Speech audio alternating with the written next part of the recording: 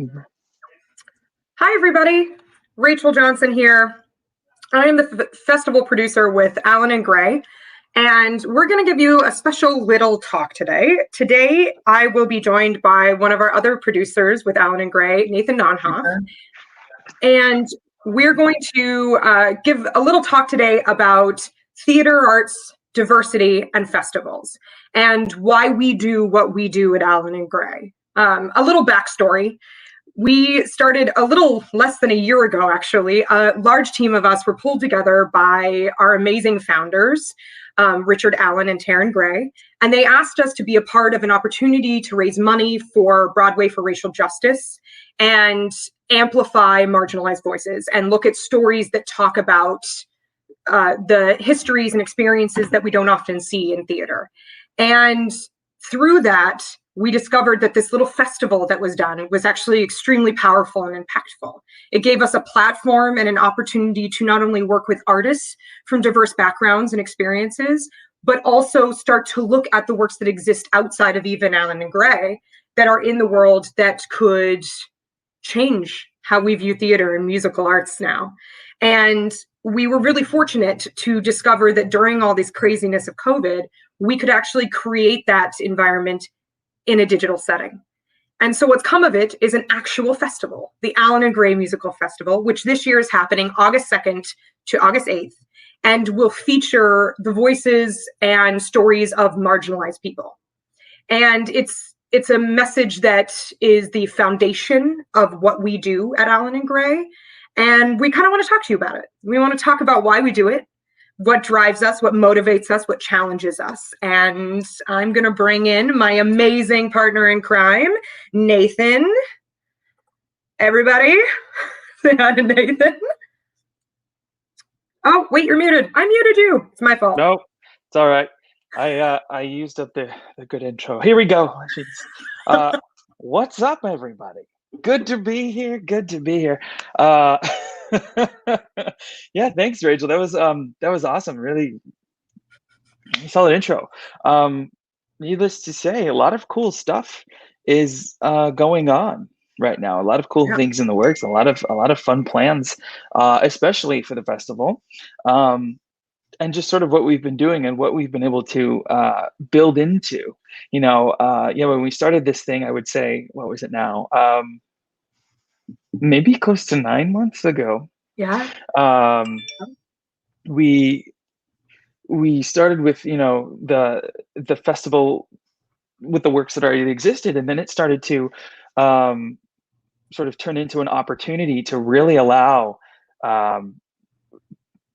We just saw the window opening for people to let people in of from all walks of life, and we just started to expand on that and sort of turn that into the branding of Allen and Gray. And so or at least for Allen and Gray Musical Festival and Allen and Gray New Works, and encouraging those voices to be heard. So anyway, that's sort of the gist of that. Let me give you a little bit of background about myself. I am a writer, actor, producer. I also live in Los Angeles. I've been working with Richard and Taryn for about 2.5 years now. And it's been a really fun ride, and it's been so cool to see this sort of festival and sort of this digital platform that we now can exist on, and that we're I would say trailblazing, and constantly expanding. It's been so cool to see that grow and to see that turn into what it has become, and also the vision of what it will become. And I think that's really exciting. So yeah, thanks. Happy to be here. Let's talk about some diversity and how that we're going to work that into what we do, and how we have been working that into what we do, and this cool festival and theater in general. Yeah, I have to say, I feel really fortunate to work with this team and you, Nathan. You all bring so much experience and so much, I don't know, worldliness to the table about these subjects and about your own experiences. And it just, I think the reason we're here is because we're tired of the same old thing, right? We want to fight against the norm. We want to push the boundaries, and Never is there more like an impactful way to do that than in the arts. And I think specifically with musicals, we pigeonhole, and we'll talk about that later, but musicals tend to feel like the same stories told over and over again, or they tend to fluff over what the real issues are. And we have so many, right? Because they can sing about it and do some high kicks, and then boom, it's gone. Yeah, but yeah, absolutely. There's theater out there, there's musicals out there, there's art out there that isn't afraid to hit you in the face with what's real and what's happening, and the stories that people aren't telling because they're harder to tell, and because it's harder to get the representation. That's, and we're going to talk about that too, the challenges that we face in doing stuff like this. Absolutely. But yeah, why do we do it?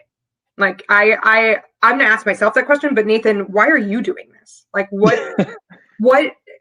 are you here? Like, what's your drive to be here? Aside from the fact that, they're amazing. Alan and Gray are amazing. But right. I think it's just such a cool chance to, like you said, really try something new. I was listening to a conversation yesterday about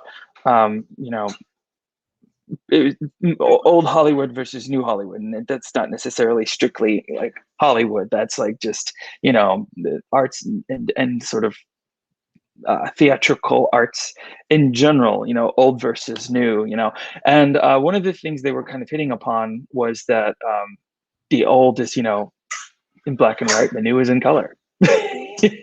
A lot of things you can see more vividly, and I say that in a sense of like, in the new is in color in that, you get all these new tastes, these new feels, these new aromas, these new things coming towards you from a mixture of so many different people from all over the world, and stories we had no idea existed. And that's what I'm really drawn to. And I think that's one thing that really drives me is I love hearing stories that at the end of it, I was like, I had no idea that was even a thing,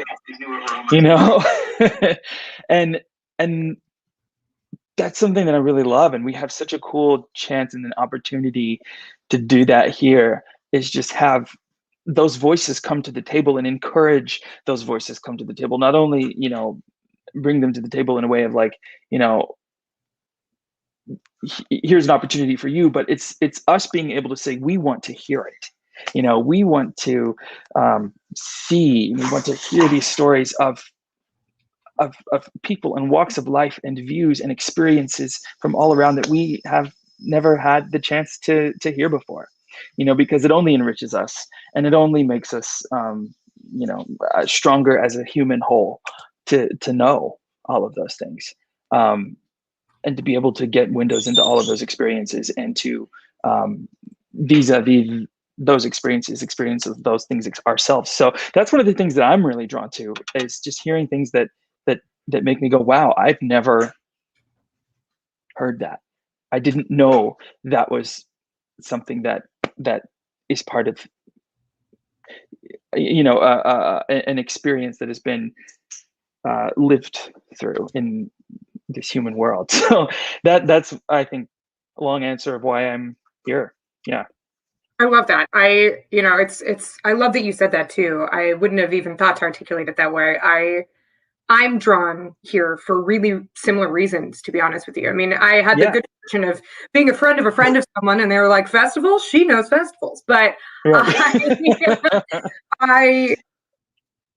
had the really amazing fortune of working in new works specifically for the majority of my professional career when it comes to theater. And the thing I discovered is just that. I've heard stories through these new, like, unpublished, not famous writers that just blow my mind.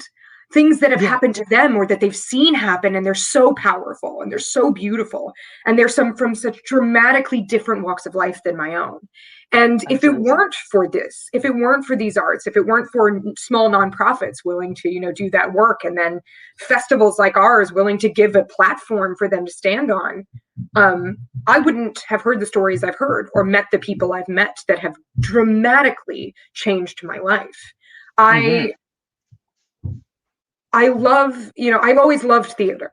I love musicals. I love kick lines. I love dramatic dance numbers and ridiculous stories. But I realize now that it can be so much more than just a spectacle. And I never knew that about theater. When I was young, theater was a spectacle. It was fun, it was wild, but Yeah. it can be so much more, and you can learn from it in a way that I feel like lately we're seeing more and more works that are trying to tell you a story and give you a moral to live by, not just a tune to hum. And Yeah. and I think it's a shift that we have long needed, long needed. And I think that how we do it is by listening to voices we haven't listened to. You know, a lot of our famous works were written by, and this is, I'm not trying to put anybody down, but were written by white men, right? Yeah. Yeah. And we know this is true, right? And it makes sense in a lot of reasons because of Hollywood and Broadway and how it became what it was and the money that Yeah. requires it to be there. But art isn't about that. Art's about pushing those lines. Art's about being expressive, telling a story, giving an opinion, even if people don't like it, and going, we'll take it anyways. And Absolutely, it is. just, I love that we get to be in a group of people. I'm talking about the Alan and Gray production team at this point. We get to Mhm. be a group of people that look at the rest of the world and do a proverbial flip off, and we just say, you know what, we're going to do what we do. We're going to tell the stories and support the stories that we think should be heard because Yeah. it's about damn time. I mean, right? So it's just a chance for us to go, you know what, we're not going to turn a blind eye because this will make more money or because I'm more likely to get a producer to do it. We're going to do it because it needs to be done, and we're not afraid Absolutely. of that challenge. And it's refreshing to know that we are a group of people and we get to work with people who are willing to do that fight and make that fight. And that's why I'm here. I just want I to be love it. I want to be with people who push boundaries because who needs them? That's beautifully said. Yeah, I think that is very well articulated, Rachel, and I wholeheartedly agree with you. You know, and even just like hearing you say that, I'm like, yeah, charge. Like, okay, let's charge forward and let's like Huh, remove the boundaries because, like you said, who needs them? we don't. It's art. Why do we have all these lines drawn? Yeah, yeah. So on that note, how are we pushing boundaries? I know that this is something that you feel really passionate about, the works we've done. Do you want to kind of talk to people about what we're doing and what they can actually take part in? Because we do some pretty cool stuff with Alan and Gray that we started doing in the last 9 months that we've been madhouse producing things. Yeah, yeah, yeah, absolutely. Well, one of the things is first off, al- developing a space so that the full musical can exist in a format like this. You know, can exist from a place that, like people literally from all over the world can get together and do you know a musical show, not even just a stage reading a show or anything like that, but a full musical, you know, with orchestrated music and multiple layered voices and things, and putting that all together in this platform with literally just people all over the world, you know. um, and I think that's one of the ways of trailblazing it, but also um, and going back to the diversity, um, not only opening the door, I think, for those other voices to be heard, um, you know, the marginalized voices to be heard, but also encouraging them and actively going out and seeking people and encouraging those people to walk through that door. And I think that's something that's very, very important as well, because yes, you can open the door for those people. And we'll get into this a little bit more with some of the issues, you know, but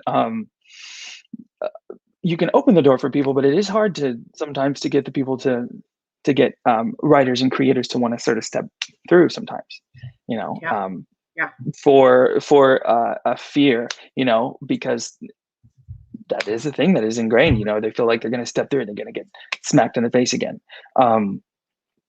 So, but encouraging, you know, and actively encouraging and the encouraging of a way of showing and also doing, and inviting, and always just having that open and inviting attitude for people, just to be welcomed.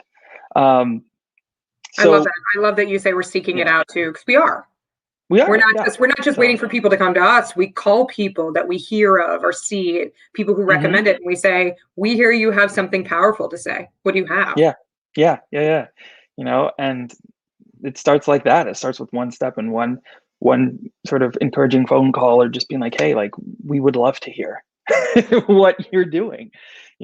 We've heard a little bit, but we want to hear more. We want to hear more. Um, and that's something that we're always interested in, is we want to hear more, just the Yeah. craving for it. So that's one of the things that we're doing here. Another thing that we're doing is also providing a program to have sort of assistance development type things. We're looking into that as well. And that's another thing of, like, with the encouragement, inviting people to come, and then providing a place where they can all grow together. You know, um, Yeah, we're and I challenging think that's, people to like step outside of their boundaries, especially those people we invite in. yeah, We, absolutely. we're trying to nurture them, but we're also challenging them to look beyond their standard framework. It Yeah. doesn't have to be, you don't have to do it the same way, right? And Hmm. I think that's also what's unique about, our creator duo. They have so much theater and film. Same with you, so much theater and film, that Mm. there's so much knowledge to be shared and so much to be gained, and kind of pushing people to see that you may have written a bunch of musicals, but maybe they belong in a film, or you may have Yeah. written film, but maybe you should write theater books. Like, we're trying to, or maybe this is where you belong, in this weird telethea hybrid. Totally. Yeah. Yeah, helping people find that grounded space, wherever they may be able to live. And that's something that's so cool about this genre, it's just an awesome hybrid. So Really is. that's those are some things that have been really interesting to me. So what about you as well? I know that you've been spearheading a lot of things. You directed as well in this format, you know. And I think I guess I guess I want to ask you sort of the same question that you asked me, is like, what are some things that you are looking forward to, as far as like things that Alan and Gray has done, something that has really kind of hooked you, Yeah. as far as just that uh yeah, sort of that nuance, like Phil, you know what I Yeah. mean. Yeah. I think what hooked me back when we started the festival, here, I got a little solo shot. Oh. Oh, solo moment. I think what hooked me was the storytelling aspect of it. Mm, To tell stories that felt unique and harsh and hard in some ways. I don't know, something about the natural organicness of it mm, was what initially drew me in, and also what it stood for, right? I've long been a supporter of true diversity and equity in the world of the arts. And as a woman in this world, and as a younger female producer, for me it was an opportunity to show that my opinions and my experiences have worth. mm, And this group embraced me, and more than that, they respected me, and they gave me a chance to share my voice and share the many people I've been fortunate enough to work with that I know could bring something interesting and new to the table. I think that I'm excited to look and seek out and challenge for the harder things. I want to find stories and people who are outside our norm. I mm. want something different. And I just want Yeah. to be part of the world that creates something different. And it's fun. The producing is amazing, right? Because you get to find the stories. You get to help curate the overall feeling and the aesthetic and the polish. But when you direct, and this, when you direct and when you perform, it's there's something so different about doing it from a show that has a true story to tell, and Mm. especially stories that come from marginalized voices or about them. It's different. And I don't know how to say it any other way. I mean, people who've done it know there's just a different thoughtfulness and an impact to it. I've directed shows that are kitschy and, campy and just humorous and have no real purpose, so to speak, right? And they're a Right. blast, and I'm great at it.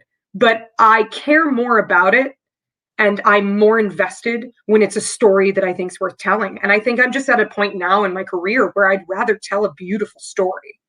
Mm, I'd rather absolutely. I'd rather be a part of the creation of something beautiful and have had an impact on a room full of people than just funny and entertaining. Don't get me wrong, funny and entertaining is great, but I don't know. I want to change people's lives, and I think that there's a way to do that through this. There's an opportunity to really do that here. Totally. Yeah, I totally agree. Um, I was going to ask you, you were talking about the producing aspect of it. And I was just going to ask you some of the issues Yeah. that, as producers, you see, coming through, especially when you're sort of trying to open up a new sort of field of this sort of theater film hybrid. So as producers, what are some issues that we, come across? Yeah, well, especially with new work, right? It's a little Yeah, and hard newer. when it's newer, especially, right? They're works that haven't been fully produced, and Right. it's a harder thing, especially in this environment. This telethea environment is a very, very different ball of wax.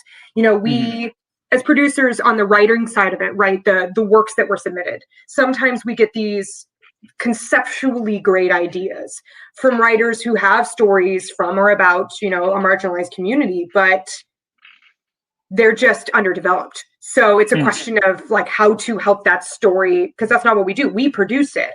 So how do we direct them in a direction so that they can develop so we can do it a year later? And Right, then right. at the same time, it's a small pool.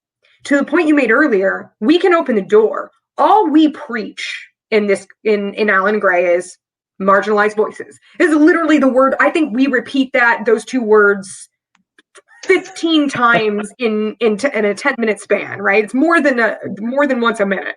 And I think it's just because we're trying to get people to realize we're talking about anyone who has a story to tell, where we're dealing with stories we haven't heard, and about people and experiences that often aren't told because they're more difficult to tell or people don't find them as mainstream. It's who cares about the mainstream? Give us a story. And Hmm. we open the door and they don't walk through it. So, we say, please submit if you have a story you think fits, even if it's barely on the line, and we won't get it, even though the works are out there, even Yeah. though Alan and Gray will do it completely free for everybody else. That's kind of a fun little nugget of this. And I think maybe that's what we need to promote more. Writers have to put nothing into this. In fact, all you get is stuff out. Yeah, We are going that's to absolutely true. we're going to produce everything. You don't have to do a darn thing other than give us your amazing work and tell us why you made it, and then trust us to bring it to life. So, Yeah. we can open the door. It's just like with auditioning, right? You can say to the world, I would like all people are welcome, every, gender identification, every race, anything and everything, all ages. And what happens is you get a very small pool of diversity. And It's very true. it makes it difficult because we're saying, well, we want to work to change perspective, be more balanced in the stories we tell and the people who are telling our stories. But if those people don't show up, it makes it really hard. We got to go find people, right? And it's great for us because we don't mind. Alan and Gray, we're going to go find you, right? We're going to go find that talent. We're going to hunt until we find the people and we beg them to join us. But I think our challenge in our arena is to get people to see that it can't hurt to try. It can't hurt to submit. You never know. And the Totally. worst that's going to happen is someone saying no. And yeah, that sucks, but it's better than not trying at all. And I think that's my biggest challenge. I'm like, just try. Just let us try. Let us see it and tell you what needs to, or what's there and what's not. So that's Mhm. I think that's the challenge I see the most from a production side. Yeah, I totally agree with that. And I think, And that goes into, I think, what we mentioned earlier, which is now a great time to talk about this, is artists um, have being pigeonholed. And it's exactly that. It's just that they've been in this sort of same space for so long that they're sort of conditioned to just only exist in that way. And it's hard to sort of, in a lot of ways, break that train of thinking, is to allow yourself to be like, oh, no, no, no, I am very much more to add to this conversation from my own perspective, Mm-hmm. not from the perspective that we've been seeing for so long and again and again and again. But you know yeah, there's, I think, a lot of artists will feel pigeonholed in such a way that they're like, well, I'll only be able to be seen if I do this. Yep. And I think um and it's sad to say, but a lot of that is very true in so many ways. Not only in the theater, but also in film specifically. You see so many actors that are, and they'll. I think there's a difference between finding your niche, finding what you're specifically really good at, and doing that thing, or being pigeonholed and just being told this is only what you can do. You Yeah. know. And Um, convincing yourself that that's it. yeah, Right. And yeah, just exactly. convincing Yeah, yourself, like you said, that well, that's what I am, that's what I do, that's what I get. Like yeah. that's what's been accepted from me. And I think that is a big challenge for us too. You just touched on something that's a big challenge for us, is that we have to fight against other people's preconceived notions of what they are capable of or what their work is capable of being. Hmm. I think there's a lot of, I had a writer friend of mine, and their work, the era it's written in would imply that all of the characters should be white. But I said to Hmm. them, I was like, why do they need to be white? Do they need to? And when we held auditions for a workshop of it, 95% of the people who showed up were white. And I couldn't believe it, because it's a jazz musical, right? It's based in the early 1900s, and you're just like, yes, in a lot of ways, I guess you could read that and go, well, I'm not auditioning for that, or I don't want to make that modification. And I said to them, I was like, why not just see? Who cares? Yeah, We're not yeah. making comments about people's race in the show. We're not telling that story. We're telling the story of people, and we placed it in an era because of the style and a background story, but it doesn't impact that. And I remember the writer looking at me and going, I love that. You're right. I need to make it clear in the audition, like elements of it, in the writing, that this can be anyone, and I need to, as a writer, be more conscientious about the names I choose and the language I use, because a lot of Hmm. people will read and go, well, that's not how I will come off. I'm not going to sound like that. And it's not the Yeah, truth. And I do think we're yeah. making people more conscientious, but it then again causes them to pigeonhole themselves and go, well, I don't fit. Exactly. Yeah, yeah. I think that was a discussion that I heard the other day as well. Was just this, like, people exactly doing exactly that, not allowing themselves the opportunity, because they couldn't see themselves in it. Mm-hmm. But like, I think that's the beauty of the richness about diversity, is that when you step into the role, and particularly like as a Black man, when I step into a role, um, I'm not only bringing, just like Blackness to it, but I'm also bringing like Blackness to it. You know what I mean? Like, in terms of like the collective history of what all of that is, I'm bringing every bit of that Mm-hmm. into the role. And I think people fear that. And no, we want to encourage that. We want you to bring your, not only yourself, but bring your people, bring. Yes. It gives you And emotional so, depth. absolutely, God, absolutely. and it makes it different, right? Like, I don't need to see the same person acting it the same way. Like, give me a Yeah, different yeah, perspective. Show me a different facial reaction than I'm expecting to that emotion. yeah, Like, do you know what I mean? yeah, Like, different cultures show anger differently. absolutely. They Yeah, do. They yeah. entirely differently, but yet we see anger in one specific way, right? A lot of times Hmm. the way we portray it in the arts is very specific. Like, I want to see different anger. I want to see different sadness. I want to see different emotional coping.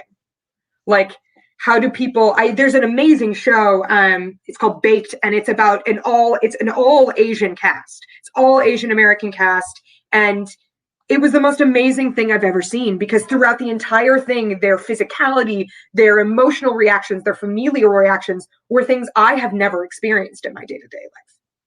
And they were so authentic to the actors. I remember talking to them about it and asking what drew, and they were like, oh no, this is how I felt. This is how I looked. This has happened to me. And I was just blown away by that.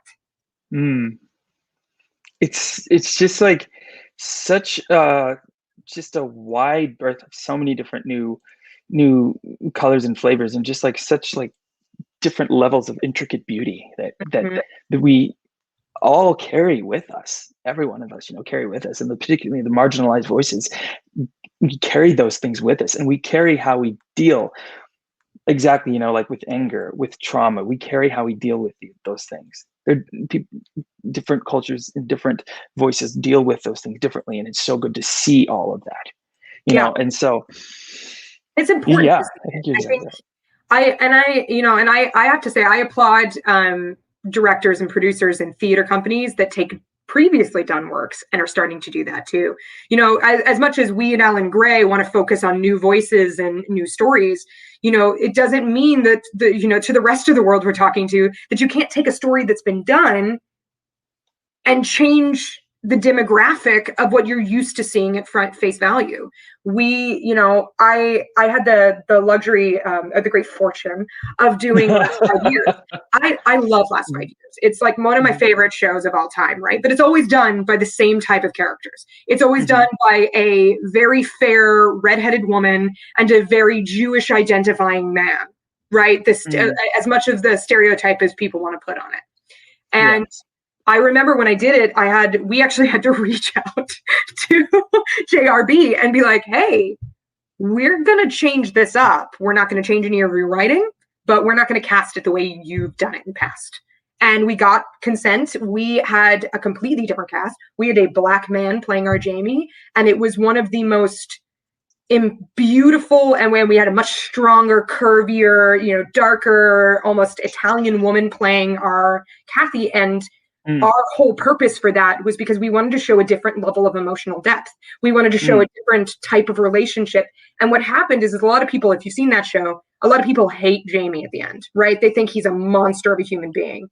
And the reason we did it this way is because we wanted to show that isn't necessarily the case. And we wanted a different emotional perspective. And our actor was just probably one of the most brilliant performances I've ever seen. The emotional depth was stunning. He also had this phenomenal operatic voice.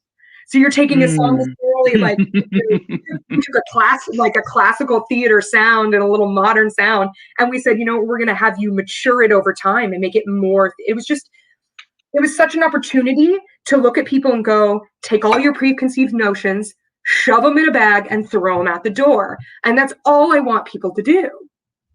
Yeah. Take all your preconceived ideas, toss them in a bag, and throw them away. That character could be played by a trans person, right? Or you can flip the genders. Who cares what race they are? Just start pushing yourself. Push your work. Yeah. Like, just allow yourself to fall into your full self. Yes. Thank you. We never know if we don't try. Yeah. Right? Like, I don't know what it is. I think that it's boring to me to do the same thing all the time. I think that's probably why I have 9,000 jobs and talk so fast, is because I can't sit still. But it's just something so boring to me about seeing the same thing all the time. And if we don't try, the worst that's going to happen is that it doesn't work. Okay, why didn't it work? Do it better next time, or do it differently entirely. But it just, I think our challenge is to get people to see that it's okay to just make the leap. 100%. 100%. And, and I guess you segue that into like the upcoming festival is like, that's what we want to see. That's what we want, to do and to bring to the table. Because I'm trying to think of a time that I've seen that in a full festival, and I'm like, I don't think that's been done. No, yeah. I mean, even with the festival I do in Chicago, we do a really good job of trying to make sure that there is a diverse diversity in the shows we do and the casting and promoting it, but it's different because in those kind of festivals and in your traditional festivals, they're choosing from large groups, and then you're having them each self-produce, which means you have no control over over the aesthetic of it, over the like helping people push those boundaries.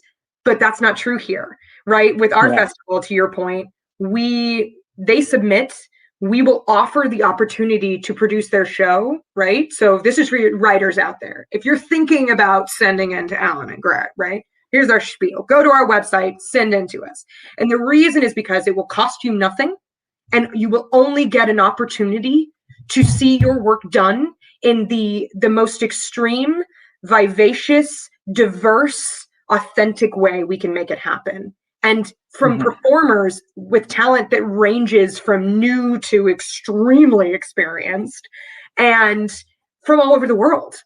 When else will you get a chance to have Broadway level performers or, SAG actors performing your work in an arena you didn't pay for? Our only request of you writers is to, one, challenge yourself to see if your work would fit.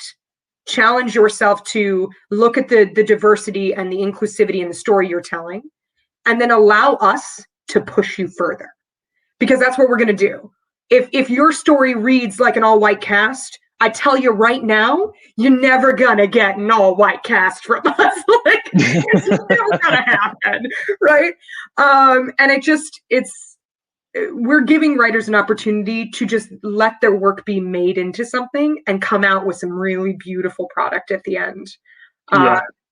And then, in addition to that, we're giving the same challenge to our actors and our creative team and our stage managers and our directors. We want all different levels of experience, but what we really want are people who want to do what we do, push the envelope, think outside the box, be willing to push back, and want to be a part of the story, want to be a part of the change, really. And it's paid. Woo! We pay you in the arts. Yay! Always a bonus. So the writing team doesn't have to pay. Huge thing. The creative team is going to be paid. Also a huge thing, right? We're not doing this for free. We're going to treat you with respect. We're going to give you what you're due. Right. And we're going to give you a platform to work with people all over the world you might not have ever met if it weren't for this. I mean, I wouldn't know you or the amazing people in our group if it weren't for, this weird COVID thing that happened and we all met via Zoom. I still don't know what you look like in person. You could be like 6'9", like 5'5". I have no idea. I'm a whole different person in person.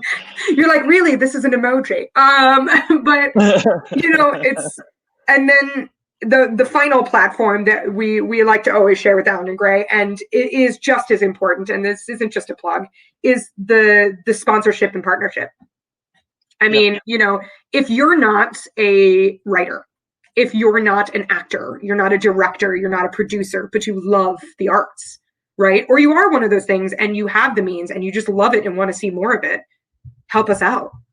Share our stuff on your social medias, right? Be a partner, email blast your people and share what we're doing. Be a part of the conversation with us in the aesthetic. If you have the money to support it, be a part of it. Be a name that we go, this person helped make these stories possible, helped bring light to things that people are avoiding and having conversations that people are often too afraid to have. And, we can't do it for free. The arts are never going to be free. And if we're going to truly pay these artists and these creative teams what they deserve, and that's the key, what they deserve, and give these writers the product they deserve, we need the support. Mm-hmm. Yeah, and I can only second that. So many, wonderful stories are out there and living. And if we want to, see them, especially come to this platform, feel free, reach out, support, tell your people, and we would love to have a conversation. We're always open to people offering services. So if you think you can, if you're interested in looking into that or looking into being a part of the team for the festival, contact us. Let us know. We'd love to hear what you have to say. Go to our website. You go to alanandgray.com. You can email us. We all have emails, right? Yeah. We're all on Facebook. We're all social. Just talk to us. Tell us how, and honestly, if you're not sure if what you have to provide is something we need, I promise you we need it. So just ask. Just come to us. We'll figure out what you have that we need, right? Because everybody has something to bring to the table, and that's what we're trying to do.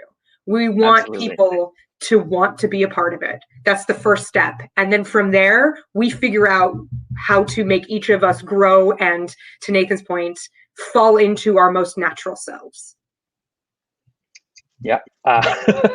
So, that being said, we'll sign off with this and say that we're excited for you. We want you to come to the table. Like Rachel said, bring yourself to the table, bring your whole self to the table, bring anything that you have to offer. And bring your gifts, and we'll all have a big gift unwrapping party, and make something really cool. So what do you say? Let's do it. Thanks, Let's everybody. do it. You guys are amazing. Thanks so much for tuning in. Have a wonderful evening. See you later.